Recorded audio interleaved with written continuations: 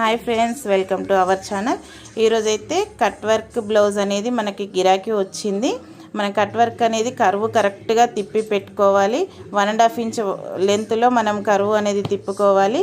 Iron చేసుకునే ముందు blouse piece side బకరంకి షైనింగ్ పీస్ ఉన్నది బ్లౌజ్కి అతుక్కోవాలి. మీదికి ప్లెయిన్ ఉండాలి.